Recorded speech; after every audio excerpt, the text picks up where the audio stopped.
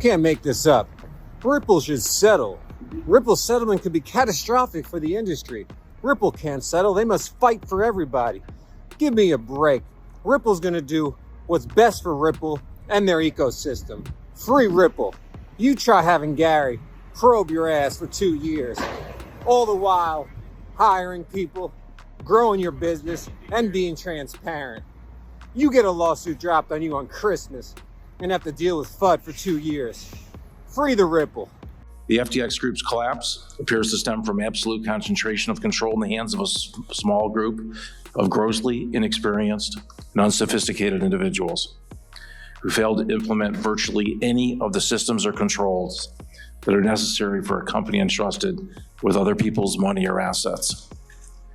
Some of the unacceptable management practices identified so far include the use of computer infrastructure that gave individuals in senior management access to systems that stored customer assets without security controls to prevent them from redirecting those assets. The storing of certain private keys to access hundreds of millions of dollars in crypto assets without effective security controls or encryption.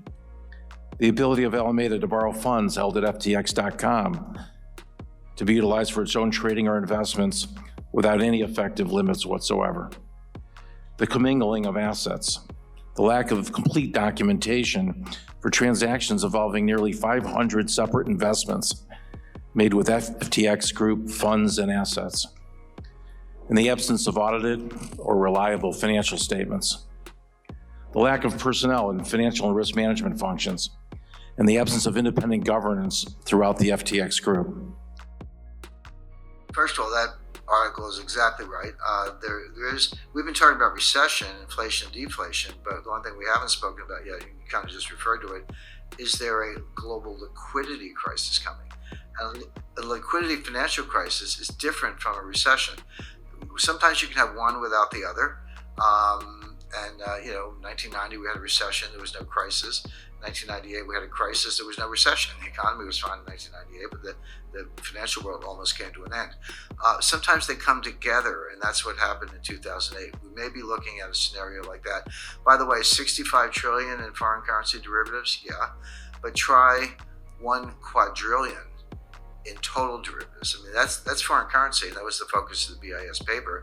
But when you get into interest rate swaps and commodity swaps and swaptions and all the rest, that's 1 quadrillion, which for people not familiar with the Q word is 1,000 trillion. So wow. You pointed to 65 trillion, and you're right, that's FX, but there's 1,000 trillion or 1 quadrillion of derivatives off balance sheet of the banking system, supported by collateral, a little sliver of collateral, and there's a dollar shortage, and that's getting ready to implode.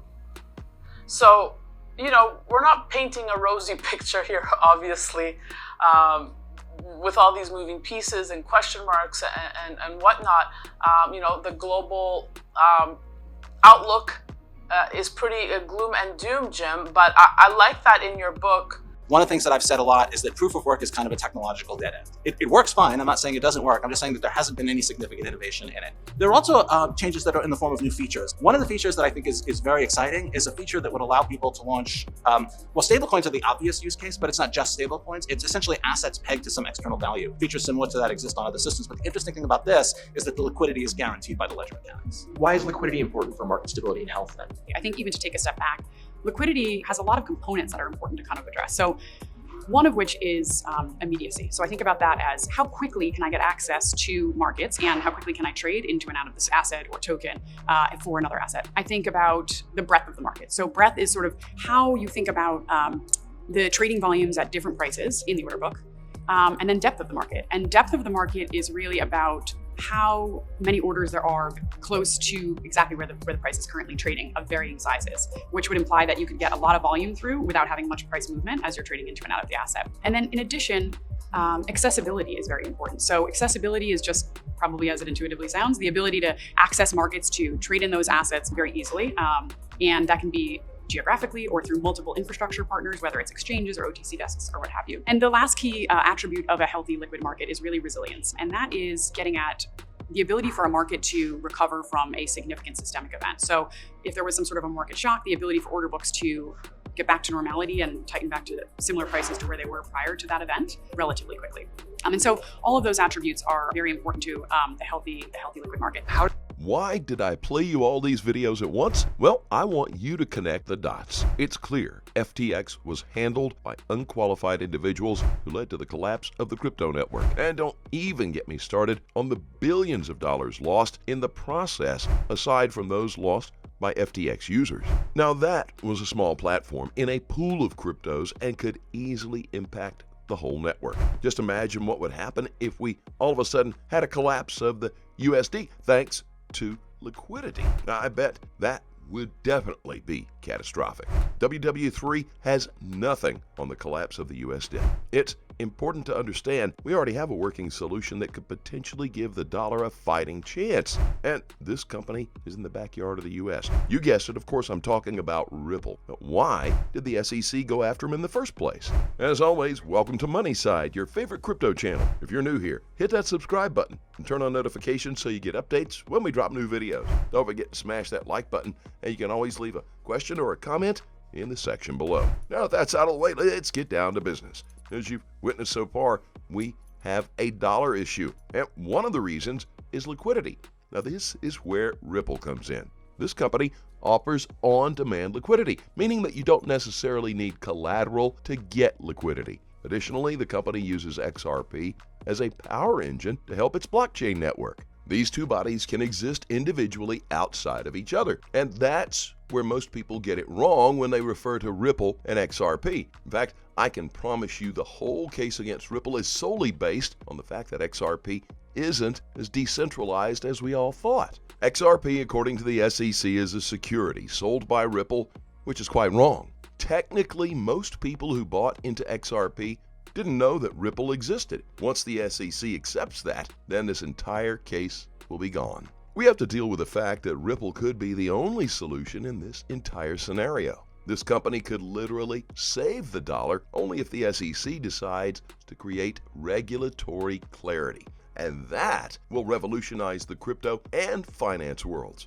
But here's the thing, whether or not the SEC accepts that XRP isn't a security, this crypto will continue to flourish outside the US. The only advantage the US has in this digital era is to create a safe space for cryptos like XRP, and they are doing the opposite. Is the government doing this intentionally, or is there someone controlling them? I do believe that the government is being manipulated, and that's why when they are cornered, no one can give you a straight answer. They just take a moment, listen to Gary Gensler's speeches from time to time when he explains about crypto, and you will realize he doesn't have any knowledge about this world. And that's a lot of power given to someone who clearly doesn't have any idea what he is doing in the crypto space. Listen to this interview.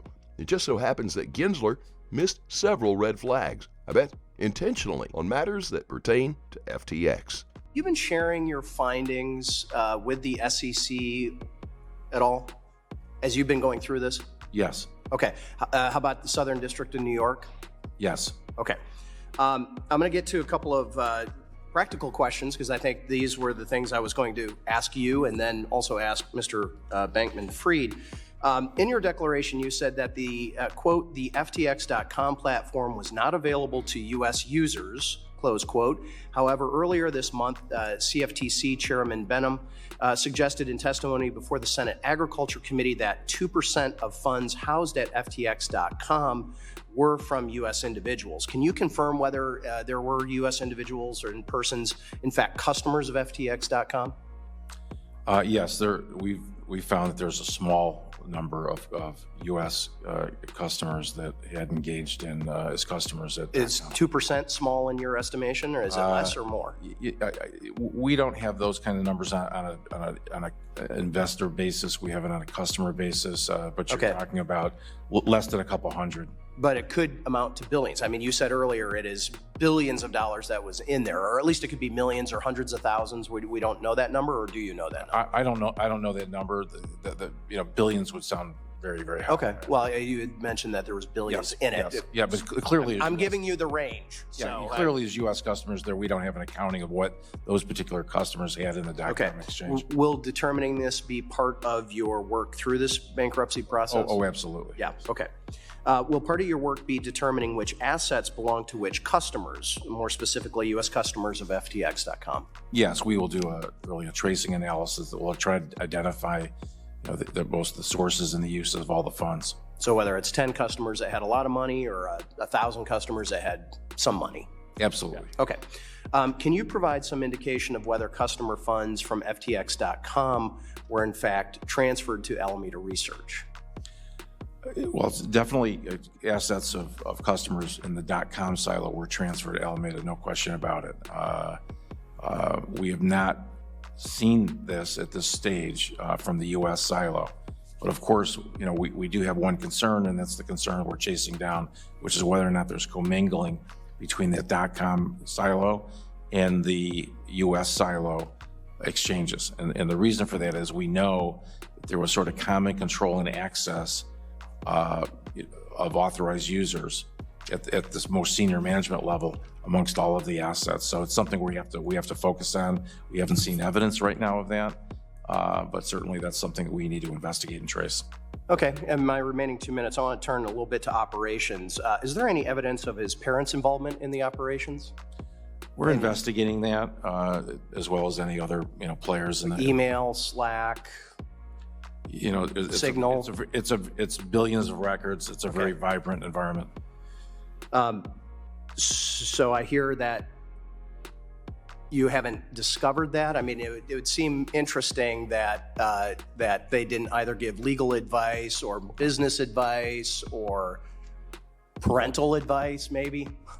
Well, certainly, clearly, and I think in our first day papers we indicated that Mr. Bankman had given legal advice. Okay, had he been an employee of FTX, as has been reported? I don't know if he actually had an employee status, but he certainly received payments from, the family did receive payments. Okay, that sounds like employment to me. You got a payment for, okay. Well, I raise that because on December 8 of 2021, I met with Sam Bankman-Fried in my office, which I will note was just immediately before he came down to the hearing. He was at least 15 minutes late, and his father accompanied him in that meeting.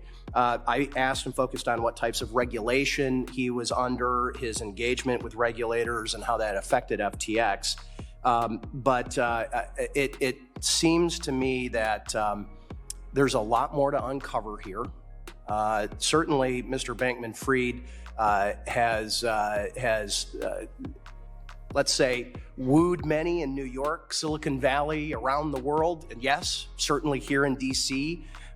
He was, they loved, I think everybody loved the exciting idea of a politically progressive, smart entrepreneur who was going to reimagine capitalism and change the world, feeling better about themselves, all while making them gobs of money. And I'm glad to see it's finally unraveled. So my time is up, and I yield back. As always, do your own research and always trade safely, guys. Please keep in mind we're not a licensed financial advisor. All videos on this channel are intended for entertainment purposes only. You can let us know always what you think in the comment section below. Let's start a conversation. Thank you so much for watching. Couldn't be here without you. Don't forget to like this video and please click on that subscribe button below. And be sure to turn on notifications. That way you get informed whenever we post our amazing content. Thanks again. And we'll see you on the next Money Side.